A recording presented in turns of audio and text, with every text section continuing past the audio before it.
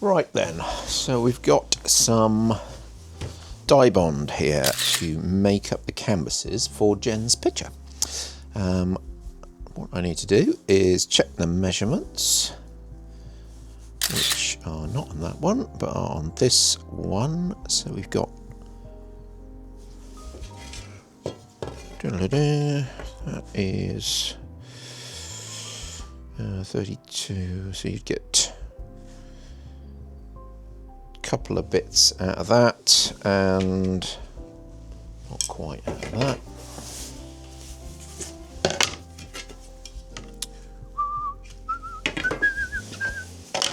And you get another bit out of that. Let's have a look at that. Right.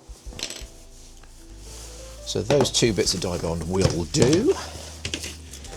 Let's just pop these ones over there, out the way. Grab a bit of board.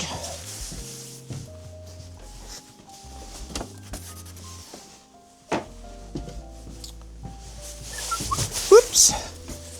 Did that so elegantly. That can go out the way.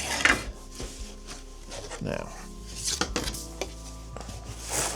what we'll do with these is just make sure they're square.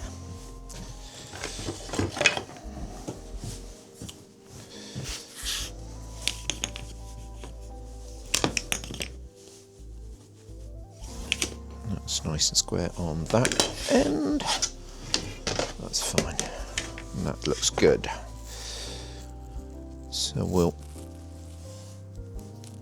So I am using dye bond because I really like the solid feel. I know there are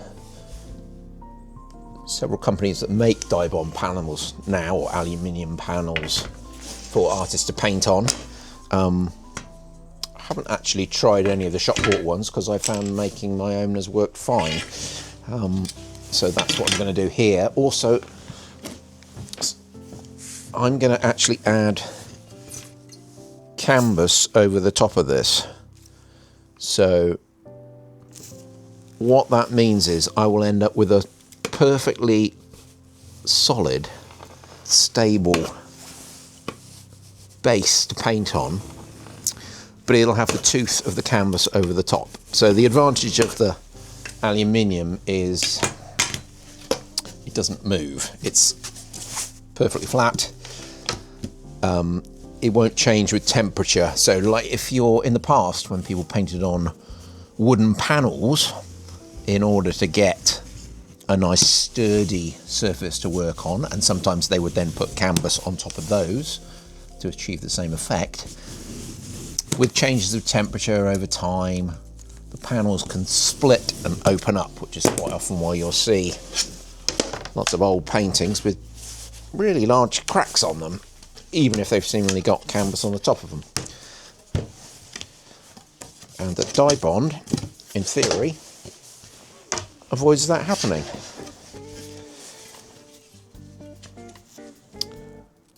So, just going to cut that one like that. Let me cut this one to 40 as well.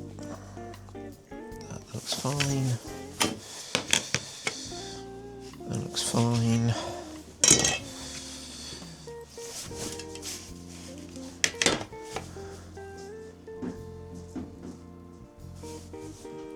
So I'm just going to cut 3 panels for this picture. So this isn't something I've done before. And I've been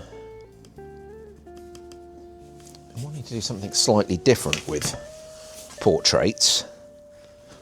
And I've been looking at a few other artists' work. Alex Katz, I think, was the name of one of them, where he uses repeated figures. So he'll do a portrait of someone and you'll see multiple points of view, as it were, or even the same point of view repeated on the canvas, and I thought there was rather an interesting idea. The idea of looking at a portrait and then doing something about it that makes you look again. And with this first one of Jen, I've broken out the eyes, which I suppose is a sort of obvious thing to do with a portrait, really. But when I was experimenting, I thought she's got a lovely smile on her face. Normally I wouldn't paint a portrait of someone smiling. It's a bit odd. It doesn't, looks great in a photograph. Doesn't work so well in a painting, I don't think. But I thought with this one, when I broke out her eyes, there was a kind of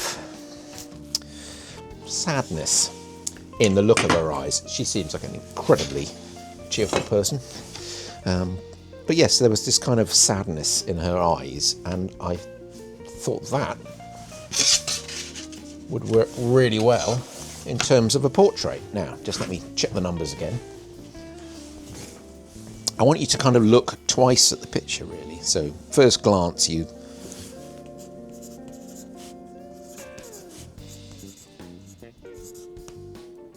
-3. I've just written the wrong numbers down there because I need to take off a couple of millimeters on each one, because I want it to end up as a square, but once the canvas gets wrapped over it, we'll have multiple bits of canvas together because we've got 3 panels.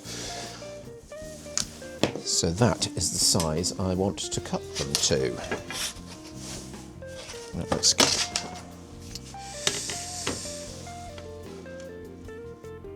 Yeah, so the idea of bringing out Jen's eyes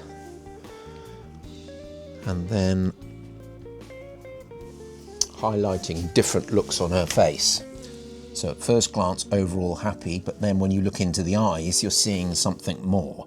And I think that is what good portraits do, which is not to say that this will end up being a good portrait. It might be awful, but certainly when I look at other artists' portraits that I think, wow, that's really, really good, you're seeing more than the snapshot you get from a photo. I think with photography, you can get absolutely beautiful portraits, obviously, but they are very much a moment. It's just snap there and then, and you're kind of aware of that when you're looking at it. It's a split second. With a painting, because you have to spend, in some cases, hours and hours, days and days, painting a portrait, some of that, for me, comes through in the finished work, and it's more like being there with a person, exploring. It's not that you're exploring their face, it's the time involved. Because the artist has spent time working on the portrait, when the viewer looks at it, there is more time. Time is stretched. It's not a single moment as you get with photography. It's something more, or at least in a good portrait, it's something more, and that's definitely what we're hoping to achieve. Right. If you do want to cut your own die-bond panels, this is just a Stanley knife. Dead easy to do.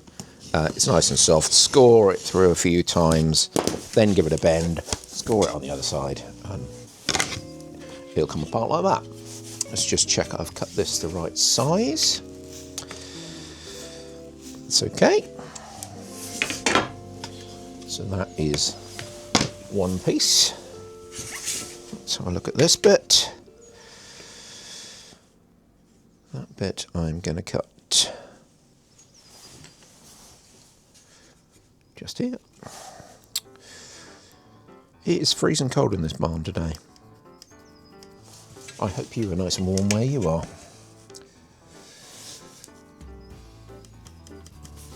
I've got the barn doors wide open in front of me, and any of the other builders in the yard who are walking by are going to think, Graham's talking to himself again. It's gone completely mad.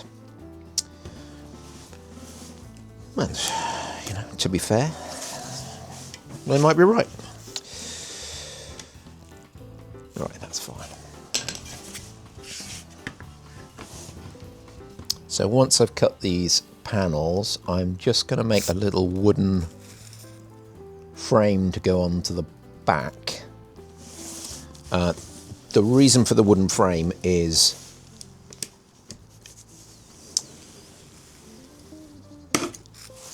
it gives me something to then... The reason for having the wooden frame on the back is I can then... It makes it much easier to frame because I've got some wood on the back. I can screw things to it. You can hang it on the wall.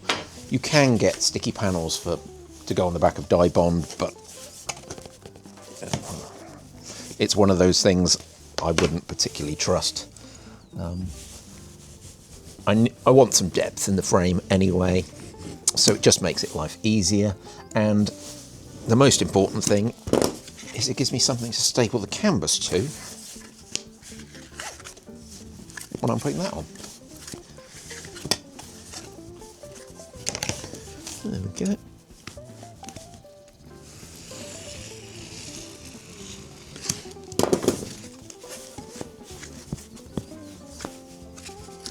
It will come apart. There you go. So I don't need that bit. Do want that bit. Just double check it again. Spot on. And then this is the last one, which wants to be 125 millimeters.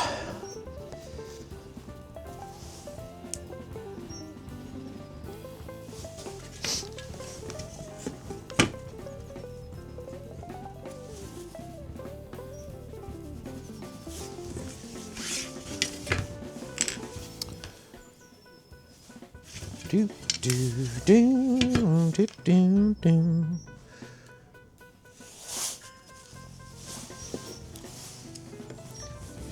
It's about -3 in here today, and my fingers are very cold.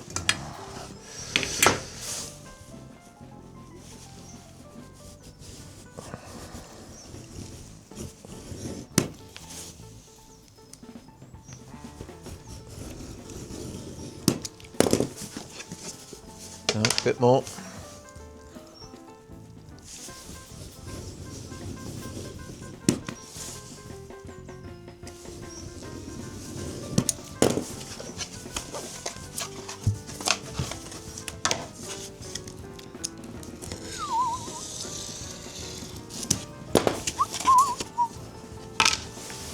Right, double check that one. That looks fine. So then we should have that one, and that one, and that one go together like that, and like that. That looks good. Measure that way. Measure that way. There we go. Looks promising.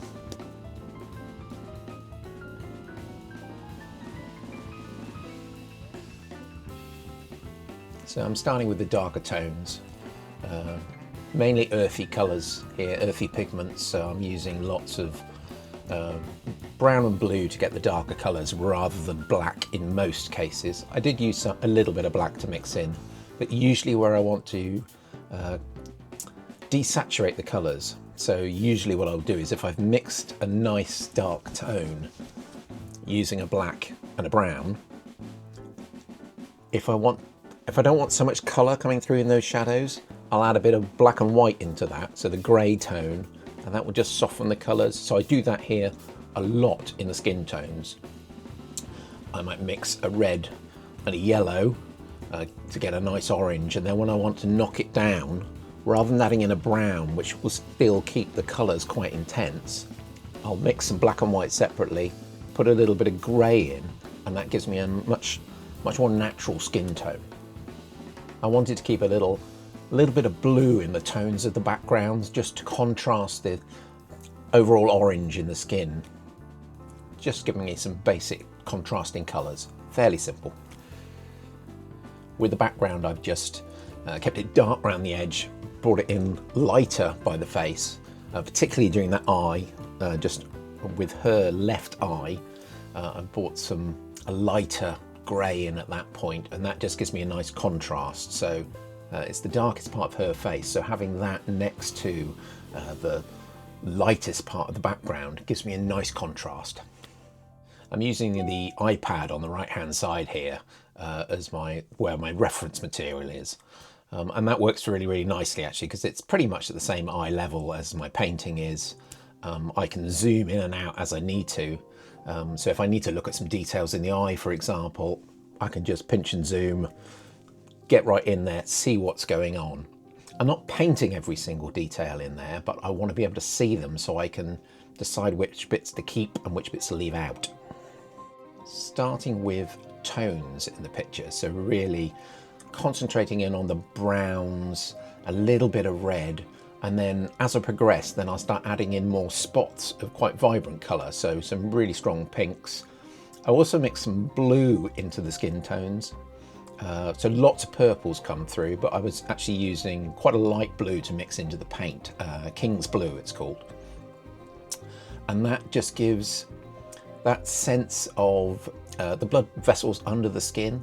So in some of the shadows you get slight blue bits, and even in a couple of places I used a very bright green, so I'd mix a sort of flesh tone as you normally would, so roughly speaking an orangish colour, and then by adding in a tiny spot of quite a bright blue or bright green, you get these lovely skin tones. You don't want masses of it, but just a little bit here and there really makes the other colours pop. You get some contrast happening over the face.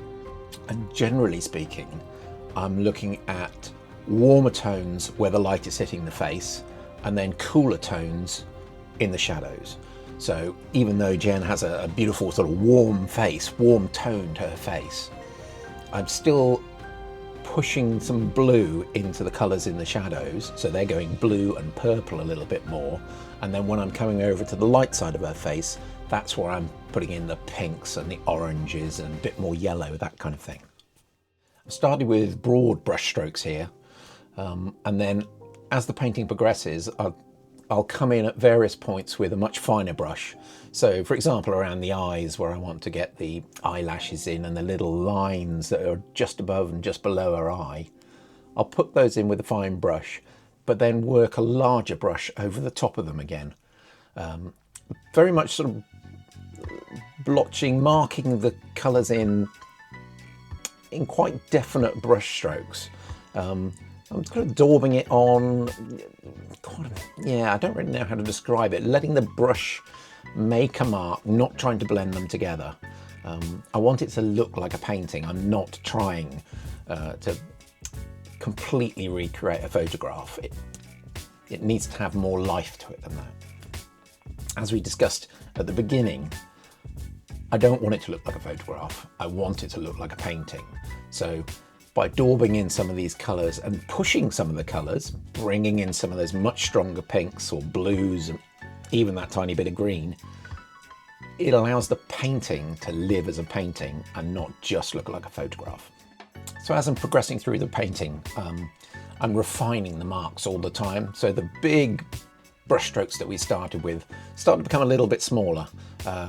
If I've got the tone and the colour just right with a big brush stroke, I'll leave it alone. But generally speaking, particularly around the eyes, I want more detail in there. The eyes are the most important bit. We want to draw people's attention to that. So the brush strokes become a little bit smaller, more variation in colour, and just building up the intensity. We really want the viewer to look into the eyes. So I've used flat brushes for most of this painting, apart from the fine details. They give a really nice shape to the brush stroke, and you can both put the colour on quite clean and then work it a little bit just to blend it in, to soften it a little bit here and there. So you want a kind of a combination of nice clean brush strokes where you've got the colour straight on, and also something a little bit softer here and there. Again, we kind of softening it at the edges of the face and then bringing the tighter details in, particularly around the eyes.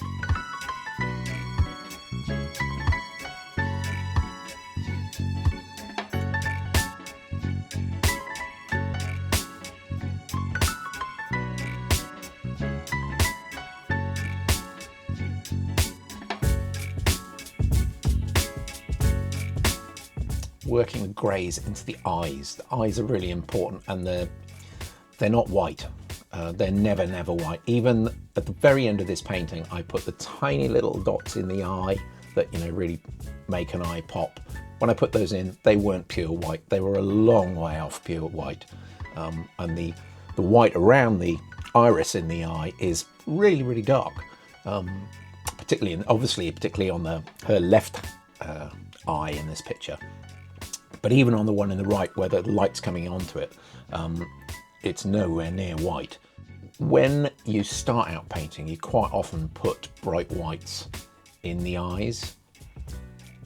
And the trouble with using either black or white in a picture is they are the extremes, and you want to kind of stay away from the extremes as you can, if you can. Stay away from the extremes, because then you've got the opportunity to use them just as a real pinprick. You've then got loads of impact you can make.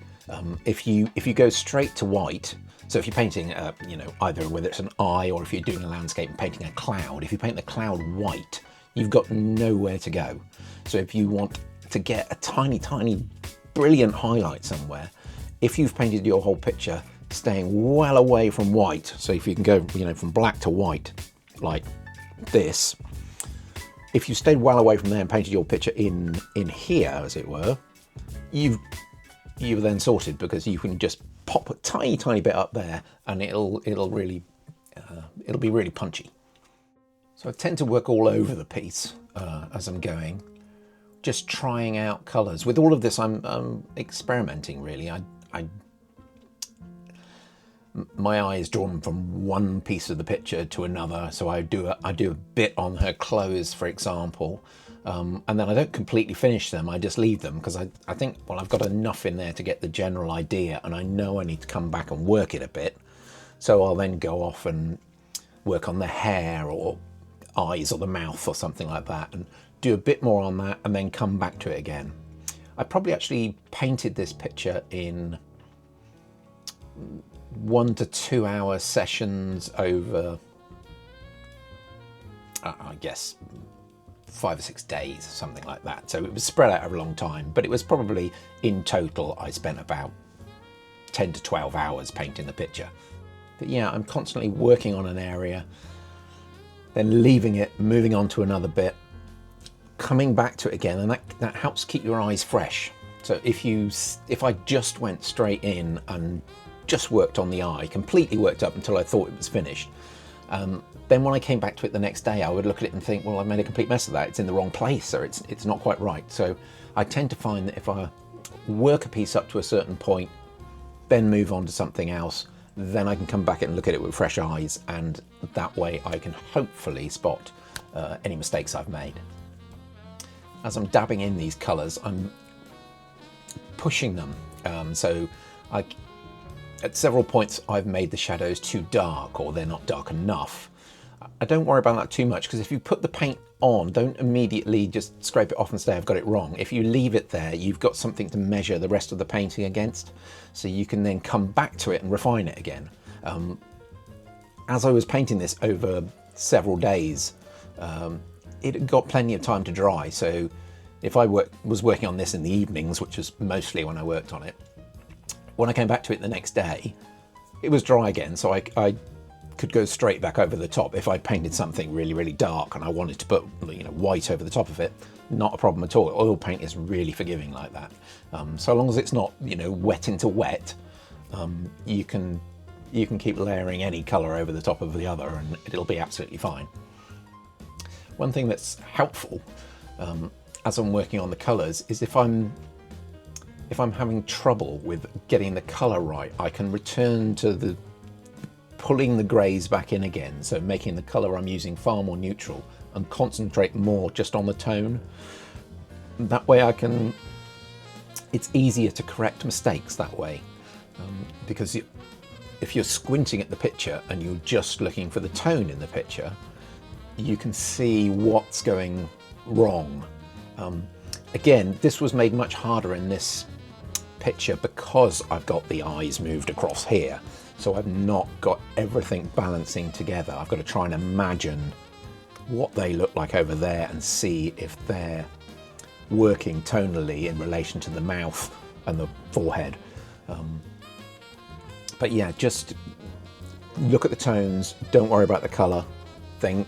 If you've got the tone right in an area and you think, yes, I've got that balance now, then come back in with the colour. And you can be quite creative with colours as well. You don't have to go with something that's entirely realistic. If you want to bring in a purple or a blue or a green, if you've got the tone right, you can get away with quite a lot there. You can experiment.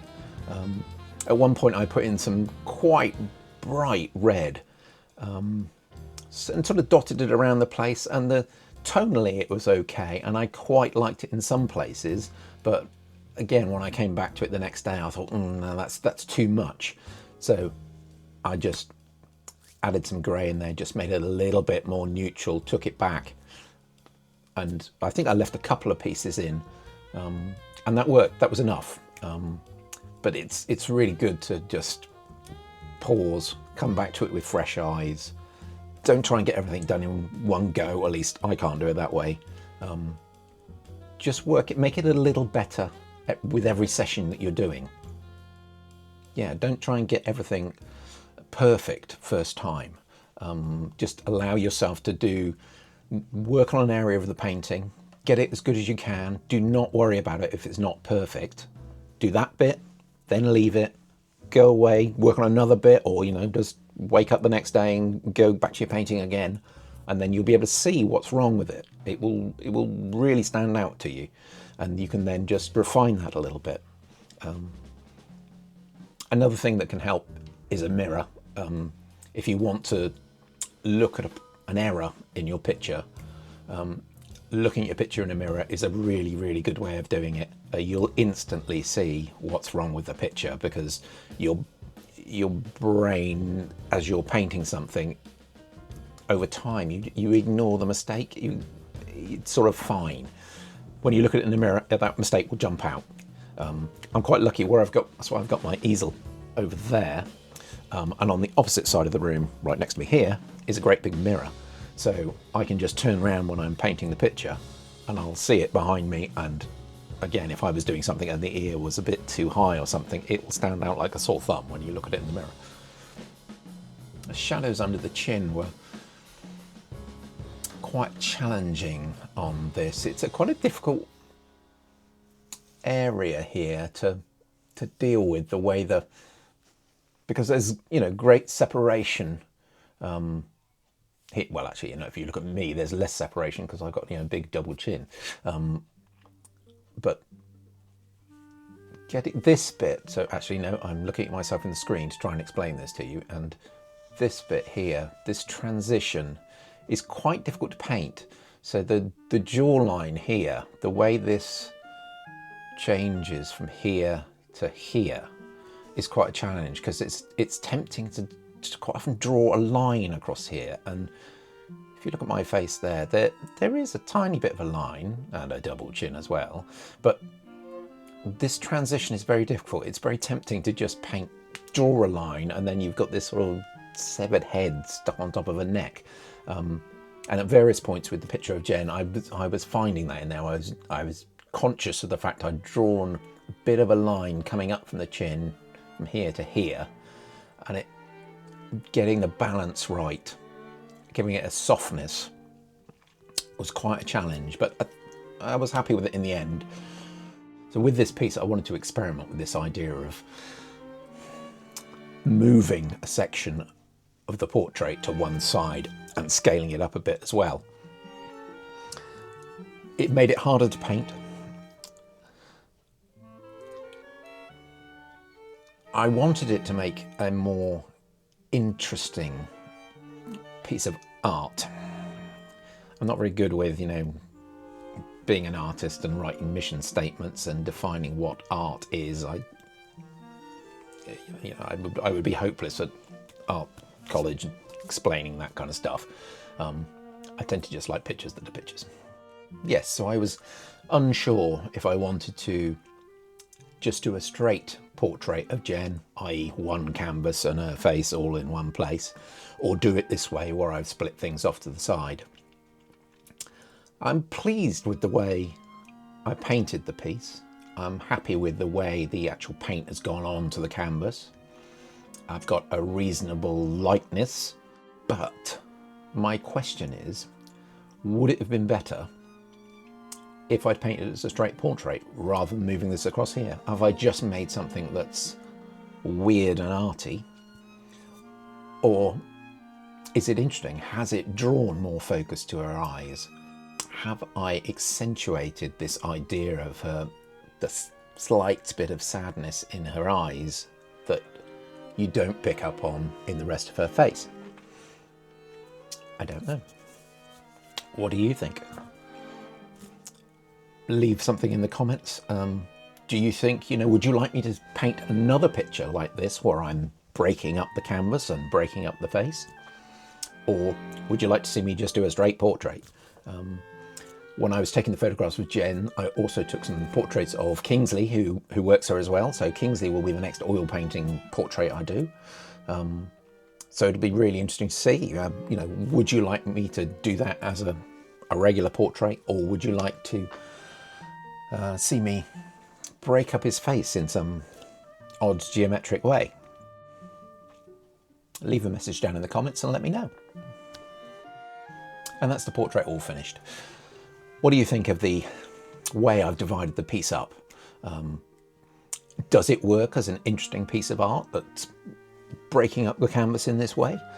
Or do you think it would have been better if I'd just done it as a straight portrait? Leave a message in the comments below, and I hope you'll join me again for my next piece of art. If you've enjoyed this video, don't forget to hit like and subscribe. I hope to see you again in the next video, and don't forget to enjoy your art journey.